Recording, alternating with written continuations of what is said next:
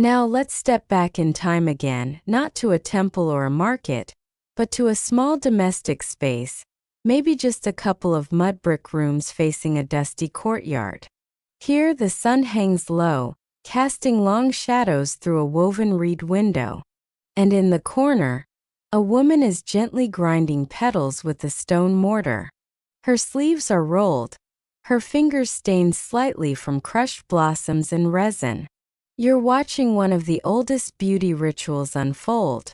The household making of perfume in ancient Egypt. Perfume making wasn't just the realm of professionals or temple priests. It could be a home craft, passed down through generations like a cherished family recipe. Of course, the perfumes made at home weren't quite as elaborate as those prepared for royalty or the gods, but they still carried beauty, purpose, and meaning. Families would prepare their own blends using what they could afford or grow. Sometimes it was marjoram or mint, other times myrrh, if a trader had recently passed through with a good deal. These homemade scents weren't just for special occasions. They were part of everyday life. A little oil behind the ears before guests arrived, or a dab on your wrist before lighting a lamp for dinner. You might picture this domestic perfume making as quaint, but it was surprisingly scientific. The Egyptians used a method called enfleurage long before anyone else, infusing oil with flower fragrance by letting the petals steep for days, sometimes weeks. They'd leave crushed petals and spices in jars of oil placed under the hot sun, letting the heat coax out the aroma. The result? A fragrant blend that was filtered and bottled in alabaster jars or simple ceramic flasks. Nothing mass-produced here. Every drop was carefully curated, and probably fought over by siblings. One of the more curious ingredients in these domestic brews was a resin known as labdanum, which came from the sticky leaves of rock rose bushes. The scent was deep and musky, and it stuck to everything. Shepherds in the Mediterranean used to collect it from the beards of their goats. Egyptians may have imported it or found similar native resins. Imagine using something plucked from a goat's beard to create a sensual body oil. Now that's multitasking. Historians still argue whether these home-blended perfumes were meant only for personal use or if they held a role in informal rituals, blessings over children, small offerings on household altars, or tokens exchanged in courtship. After all, scent is memory. A mother's perfume might linger on a shawl for days after she's gone to market. A lover's blend of mint and clove might be carried on a scarf tied to your waist. These aren't things historians always record, but you feel them in the bones of old stories. The household also often served as a kind of teaching lab. Children, especially daughters, might be taught how to prepare oils, store petals properly, or select the right herbs based on the season. You can almost hear the slow rhythm of the pestle, the soft chatter of voices, the occasional sigh when someone burns a batch or adds too much cinnamon. It was a shared skill, a form of caretaking, and a little secret luxury rolled into one. Even more intriguing is that these homemade perfumes might be customized according to astrological beliefs. That's right. Your scent might reflect your birth sign or a planetary alignment. While not all of Egypt's perfumery leaned into mysticism, there are hints in the surviving papyri that scent was linked to cosmic influence. Perhaps a blend for luck during childbirth, or another for prosperity during planting season. The idea that scent could bend fate? Quite the power to wield from your kitchen courtyard. And here's where your imagination can really wander. Picture a quiet evening in ancient Egypt. The heat of the day has passed. A family sits outside, sharing a lentil stew, and someone passes around a small jar of homemade perfume. Each person dabs a little on their wrists. The scent is rich, warm, maybe myrrh with a touch of sweet marjoram. The scent mingles with the night air and the flicker of oil lamps. It's not a grand religious ritual or a royal procession, but it's sacred in its own way. A ritual of comfort. A ritual of home. There are even records that travelers and merchants carried these household blends as gifts, simple but meaningful. Not everyone could bring gold or fine linen, but a jar of handmade oil that carried the scent of where you came from. It told a story of your home, your people, and the hands that made it. In a world where so much depended on memory and oral tradition, perfume was a kind of sensory signature. Interestingly, women often dominated the space of domestic perfumery. While men managed temples and large-scale production for royalty, women quietly held the knowledge of plants, oils, and timing. They knew which herbs bloomed best under which moon, how long to steep rose petals before the scent turned bitter, how to stretch a jar of oil through a long winter. This wasn't just household management, it was legacy. It was art. It was, in its own gentle way, powered. There's a faint echo of this tradition in some rural Egyptian communities even today, where elders still remember recipes passed down orally. Of course, now those perfumes might be joined by bottled brands from France or Dubai, but the heart of it remains the same. Scent as memory. Scent as comfort. Scent as quiet strength. So, the next time you dab on a little cologne or spritz your favorite body mist, consider this. You're taking part in a ritual as old as time. One that was born not only in palaces and temples but also in homes like yours. A ritual created with care, by hands that remembered and hoped and loved. And maybe, just maybe, the smell of jasmine or cinnamon in your room tonight will carry you gently into sleep, just as it did for them. You've wandered the perfume temples and ducked into courtyard homes, but now let's trail behind the people who made this fragrant world spin. The perfumers themselves. Yes, Egypt had professional scent makers. And not just a few casual hobbyists with too much myrrh on their hands, actual artisans, specialists, and alchemists of aroma. These were the silent powerhouses behind one of the ancient world's most coveted exports. Let's picture it. You're entering a small workshop in Memphis, one of the buzzing trade hubs of the day. The air is warm and thick with scent. Shelves are lined with alabaster jars, bronze tools, bundles of dried herbs tied with twine. In one corner, a fire gently simmers beneath a copper cauldron.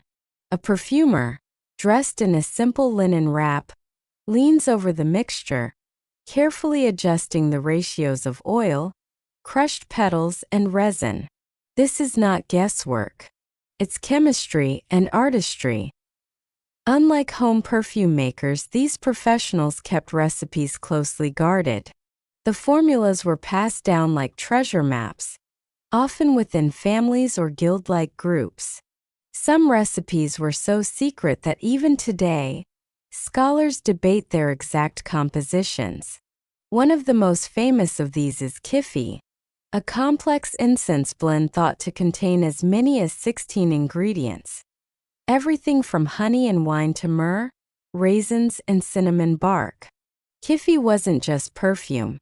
It was spiritual symphony, prescribed by priests and praised in poetry. Historians still argue whether Kifi was primarily medicinal or ceremonial. Ancient texts hint that inhaling its vapors could help with breathing problems, insomnia, or even bad dreams. Others insist its purpose was to carry prayers upward on scented smoke. You can almost picture a priest mumbling, "Yes, this'll cure your cough and get Osiris attention." These perfumers were in high demand, especially when Egypt's international trade networks expanded. The Egyptians didn't just use perfumes, they exported them with flair. Their balms and scented oils were sought after in Crete, Byblos, and even Rome centuries later. Traders would travel days, sometimes weeks, just to secure a shipment. And not just for temples or tombs, either. Egyptian perfume was a fashionable status symbol across the ancient Mediterranean. Wearing Egyptian scent in, say, ancient Greece? That was like flashing a limited edition designer item. In fact, one surviving letter from a Greek traveler marvels at how Egyptian perfumes clung to the skin for days. Now that's some impressive staying power, especially in a time when the idea of a long bath might involve a goat bladder and a prayer. The trade of perfume wasn't always glamorous, though. Perfume makers had to be part artisan, part botanist, part risk-taker. Many of the most potent ingredients, like frankincense, galbanum, or apopanax, came from distant lands, some as far as modern-day Somalia or India. Acquiring them meant navigating trade routes teeming with danger. Desert bandits, sea storms, border taxes. Imagine waiting 6 months for a shipment of balsam, only for it to arrive moldy. There goes your spring line. To avoid this, master perfumers often cultivated relationships with traders and diplomats, securing early access to rare ingredients. It's not unlike today's fragrance houses hoarding a rare orchid extract or exclusive harvest of sandalwood. The more unique your blend, the more power and prestige it gave you. And yes, power is the right word here. These artisans may not have worn crowns or commanded armies, but their knowledge made them indispensable. Pharaohs consulted them. Priests employed them. Nobles competed to have them create personalized scents. A perfumer with the right blend could influence temple rituals, romantic outcomes, or even political negotiations. There are even accounts, albeit debated ones, suggesting that certain perfumes were used in legal or political rituals. That's right. Scent as a kind of olfactory contract. A specific oil dabbed on someone's hands or robe to seal an oath or cement an agreement. Whether or not it was legally binding is unclear, but symbolically, very potent. And just think of how many modern relationships might benefit from a mandatory jasmine handshake. One of the more fringe, yet fascinating tidbits comes from a funerary papyrus where a perfumer's apprentice lists a dream blend. A combination of lily, cardamom, and cedar said to encourage prophetic visions. Whether it actually worked or just gave them incredibly spicy dreams is up for debate. But it does tell us that perfumers weren't seen merely as laborers. They were thought to have a kind of magical touch. And what of the women in this profession? While fewer records survive, there's tantalizing evidence that women could and did rise through the ranks of perfume artistry. Some inscriptions suggest that female temple attendants were responsible for preparing sacred oils. Others may have run family shops. While men likely dominated the large-scale production, women's roles were significant, especially in crafting blends used in childbirth rites, love spells, or female-centered healing rituals. Interestingly, the word for perfume in ancient Egyptian, seneger, literally means that which makes divine. That gives you an idea of the cultural weight these creations carried. To make perfume was to flirt with divinity. It was a way of bottling heaven and handing it, drop by drop, to mortals. The workshops themselves were like small sanctuaries. Incense always burning, floors scattered with petals and husks, bundles of reeds hung to dry in the corners. The perfumers worked methodically, often in silence or to the low rhythm of temple chants. It was a world of control, balancing chaos and beauty in a single jar. And when you think about it, what could be more powerful than capturing a memory, a mood, or a prayer in scent? These perfumers weren't just artisans. They were storytellers, dreamweavers, and quiet influencers of an entire civilization. So next time you uncork a fancy bottle and dab a little on your wrist, remember, you're reenacting a ritual from thousands of years ago. A practice honed by ancient artisans under the desert sun. The scent may be modern, but the act? It's as old as the Nile. Now follow the scent trail a little farther, away from bustling cities and sacred temples, and into the quiet rooms of the afterlife. Because in ancient Egypt, perfume didn't stop at the tomb's edge. No, it came with you. Death in this culture wasn't a cutoff, it was a continuation. And a well-scented body? That was your final fragrant calling card to eternity. Let's set the scene. You've passed into a hushed embalming chamber. The air is thick with the tang of resins, the earthy sweetness of frankincense, and the sharp bite of natron salts. There are linen strips stacked neatly in corners, wooden jars waiting patiently, and embalmers moving with the precision of practiced ritual. It's quiet but not cold, more like reverent, as if the entire room is listening. Here perfumes take on a new purpose. Not for flirtation, not for fashion, but for preservation and sacred transformation. You, as the body now being prepared, are about to be anointed with some of the most precious oils your family could afford. And that scent? It's going to stay with you for the long haul. Like literal eternity. It's easy to imagine the process as grim, but it wasn't viewed that way. This was an act of care. Your body was being made divine, turned into something worthy of the afterlife. The use of perfume during mummification wasn't just practical. It was deeply symbolic. The gods, after all, were fragrant. To be embalmed in myrrh and cassia was to align your mortal shell with divinity itself. Historians still argue whether specific scent combinations were tailored to the deceased's social class, profession, or even personality. Was a priest embalmed with more kifi than a merchant? Did a beloved dancer get extra lotus oil? We don't have clear records, but the layers of resin found in elite tombs suggest that scent was far from random. And here's the fascinating bit. These aromatic treatments weren't only applied externally. The embalmers often filled the body cavity with scented resins and oils, both to preserve and to purify. Your insides, in a way, became a temple of fragrance, a mobile sanctuary for your soul. The process could take over 2 months, 70 days of careful drying, wrapping, and anointing. During that time, your family might bring offerings, many of them scented. Garlands of flowers, incense cones, bundles of aromatic herbs. Not just to please your spirit, but to keep the room divine smelling.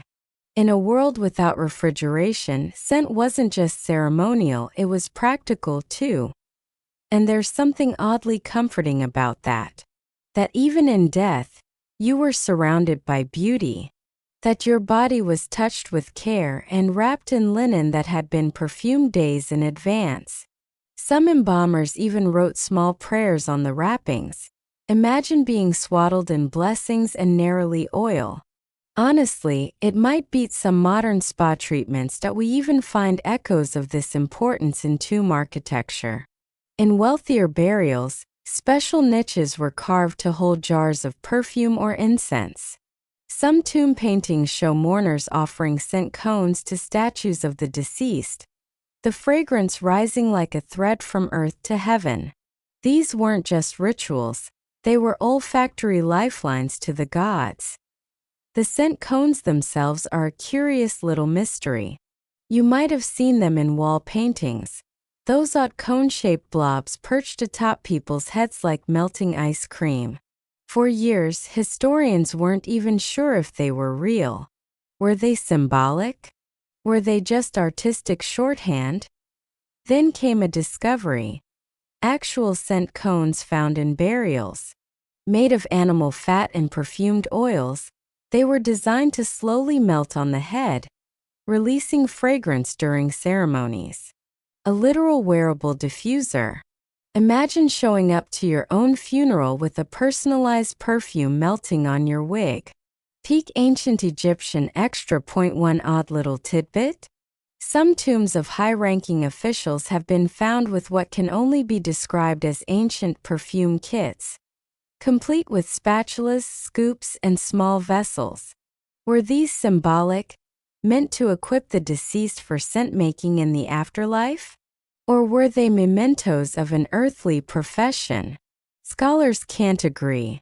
But it's hard not to imagine some meticulous noble insisting, "I'll need my blending tools. Eternity is no excuse for poor hygiene." Scent was more than personal, it was cosmic. In some funerary hymns, the soul of the deceased is described as rising like incense, a poetic image of transformation. The physical scent rising from your wrapped body mirrored your spiritual ascent. If you smelled divine, perhaps the gods would take you more seriously. Think of it as heavenly networking. And scent played a role in protecting the dead, too. Many amulets and spells in the Book of the Dead are designed to guard the body, and several are associated with fragrant ingredients. Myrrh, for instance, was believed to deter evil spirits. Cinnamon had solar associations. Frankincense may have purified not just air, but energy. These weren't just perfumes, they were ward spiritual force fields with delightful top notes. Even grave robbers, notoriously insensitive to ritual meaning, often left behind empty perfume vessels. Not because they lacked value, but because the scent had already faded. Once the fragrance was gone, the magic was believed to have passed, which says a lot about how central scent was, not just in the moment but in the long haul of the afterlife. And here's something to sleep on: mummies themselves still sometimes emit faint smells even thousands of years later. Some have been found with lingering traces of cedar, myrrh, and bitumen. One archaeologist described the scent as a dusty sweetness, like a desert perfume shop long since abandoned. Spooky? Maybe. Beautiful? Absolutely so. As you lie there now, blankets tucked, lights dimmed, just imagine thousands of years ago. Someone was being prepared for their final journey with loving hands, fragrant oils, and a deep belief that scent could carry the soul to paradise. They stepped into the afterlife wrapped not just in linen, but in memory and hope, and a little lotus oil for good measure. Let's leave the tombs behind now, and step into something a bit more flirty. Because if perfume had sacred uses in temples and tombs, it also had very human ones in bedrooms, courtyards, and candlelit parties. Welcome to the role of fragrance in love, flirtation, and romance. Ancient Egyptian style, you're at a garden banquet in Thebes. Musicians are strumming lutes, trays of figs and honeyed cakes are making the rounds, and candles flicker in small clay dishes. The air is warm and still, heavy with the scent of open lotus blossoms and someone's overambitious attempt at a cinnamon-laced wine. You lean in to speak with someone, and there it is, the subtle trace of perfume on their neck, maybe a bit of lily oil or crushed marjoram. The message is clear. I showed up to this date prepared. Perfume was more than a cosmetic choice. It was communication. The ancient Egyptians didn't have tinder, but they did have fragrance. And in a culture where bathing was frequent but deodorant was, let's say, still a work in progress, a dab of myrrh oil could go a long way in making a first impression. Love poetry from the New Kingdom is filled with scent references. Lines like, "My beloved's arms smell sweeter than lotus," or, "I wait for your steps like incense waits for flame," reveal just how deeply fragrance was entwined with desire. These weren't just similes, they reflected real rituals. Lovers anointed each other. They exchanged scented gifts. One surviving love letter even mentions a girl's perfume lasting on a man's robe for days, whether he wanted it to or not. Historians still argue whether certain perfumes were gendered, like men wearing cedar and women choosing sweet almond. But evidence suggests that preference often outweighed prescriptions. Some men wore floral blends, especially at festivals. Some women chose bold, spicy mixtures, particularly when trying to attract a suitor. Remember, perfume was fashion, and fashion is all about the flex. And let's not forget the legendary scent cones. Yes, we're back to those melting perfume hats, because they were especially common at romantic or social gatherings. You might walk into a party with a scented cone gently liquefying atop your wig, slowly releasing your chosen blend all evening long. Basically, it was the ancient Egyptian equivalent of walking into a room trailing your signature fragrance cloud.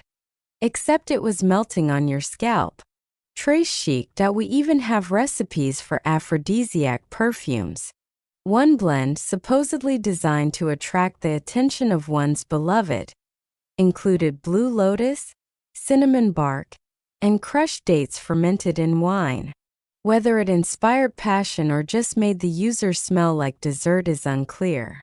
But either way, the vibe was set. There's even a fringe theory, based mostly on artistic depictions and speculative translations, that perfume was used in proposals or courtship rituals. That's right. Scented gifts as symbols of intent. Instead of "Will you marry me?" Perhaps it was more like, "Will you accept this vial of lavender-infused almond oil and my undying affection?" And for married couples, perfume didn't stop once vows were exchanged. Texts from medical papyri suggest that certain oils were used in intimate rituals, fertility treatments, or even as part of spells designed to encourage harmony. Now, whether harmony meant fewer arguments or more pillow talk is up for interpretation. Either way, scent was involved. Point one little known tidbit: certain perfumes were used in moments of separation. Soldiers departing for war or traders setting off on long voyages sometimes left behind scented tokens, tiny jars or strips of cloth infused with oil, so their partners could keep a trace of them close. Think of it as the ancient version of wearing someone's hoodie, except it smells like imported saffron and beeswax instead of gym locker. Even fashion got in on the game. Wigs and clothing were often scented, not just out of politeness, but to send social signals. A particularly rich perfume might indicate wealth or status. A rare floral note could suggest you just returned from abroad, or had a very generous admirer. Linen garments were soaked in perfumed water and dried in the sun, creating what some called walking breeze trails. It's said that when Queen Tai walked past, the air behind her smelled like crushed flowers and citrus for several steps. But scent wasn't just used to attract, could also repel. Some love spells specifically call for certain fragrances to be avoided, lest they confuse the heart or make one forget desire. Historians believe these warnings might refer to pungent oils used as symbolic barriers like, "Don't even try to flirt with me. I'm wearing the emotional equivalent of garlic." And of course, as with all things love-related, not everyone used perfume responsibly. Satirical papyri, yes, those existed, mocked men who drowned themselves in oil but lacked charm, and women who smelled of flowers yet spoke like donkeys. Ancient shade lovingly thrown. But beyond the teasing, there was deep respect for the emotional power of scent. It lingered when memory faded. It captured a moment, a person, a feeling. And just as you remember the cologne of an old flame or the smell of a lover's scarf, so too did the Egyptians carry those fragrant ghosts with them. So next time you dab perfume before a date, or spray a little extra before heading to bed, remember that you're participating in a tradition thousands of years old. One drop, one note, one whispered memory at a time. We drift now into the quieter spaces of daily life, away from temples and tombs, and into kitchens, courtyards, and linen closets. Because beyond ceremonies and seductions, Ancient Egyptian perfumes were a gentle, constant presence in everyday domestic rhythms, woven right into the fabric of ordinary living. Picture this. It's morning in a sun-washed home along the Nile. You've just woken up, brushed the sleep from your eyes, and already scent is at work. The house smells of palm oil and warm reed mats. Someone in the courtyard is grinding herbs, and your linen tunic, washed in a basin with perfumed water, still holds the faint citrusy tang of marjoram. Perfume wasn't always grand. Often it was just part of housekeeping. You scented your bedding with dried lavender and mint. You tucked cones of resin into storage jars to ward off insects. You even rubbed a little oil into wooden furniture to keep it supple and smelling sweet. Think of it as ancient Febreze, but with more frankincense and fewer warning labels. For many, preparing scent blends at home was as routine as baking bread. Recipes were passed down like heirlooms. Add 3 drops of blue lotus oil to one of cedar, stir under a full moon. Okay, maybe not that dramatic, but close. Women often handled household perfumery, and some families even had designated blending bowls made of alabaster or clay, reserved just for fragrant concoctions. Historians still argue whether there were formal guilds for domestic scent making or whether it remained purely informal, passed between mothers and daughters. The lack of written records leaves a gap. But the number of personal perfume vessels found in middle-class graves suggests that everyone, not just the elite, took their home aromas seriously. A quirky little practice? Scenting the servants. No, really. In wealthier homes, it was common to apply fragrant oils to the household staff before special gatherings. Not just for hygiene, but to elevate the whole household's aura. Imagine showing up for work and being told, "Hold still. We're making you smell like honey and sandalwood today." Perfume even followed you into the kitchen, though not in the way modern chefs might expect. Certain herbs used in cooking, like coriander, fenugreek, and dill, were also used in perfume blends. So a stew simmering on the stove might give off notes that lingered long after dinner, merging with the oils in the air. A home smelled like its meals, its oils, its memories. And it wasn't just about comfort, it was practical too. With Egypt's heat, controlling odors was a daily battle. Fragrant pastes were rubbed under arms or on feet. Small balls of myrrh-infused wax were kept in the pantry to discourage pests. And in some households, little dishes of scented oil were placed in the corners of rooms, gently perfuming the air as they warmed.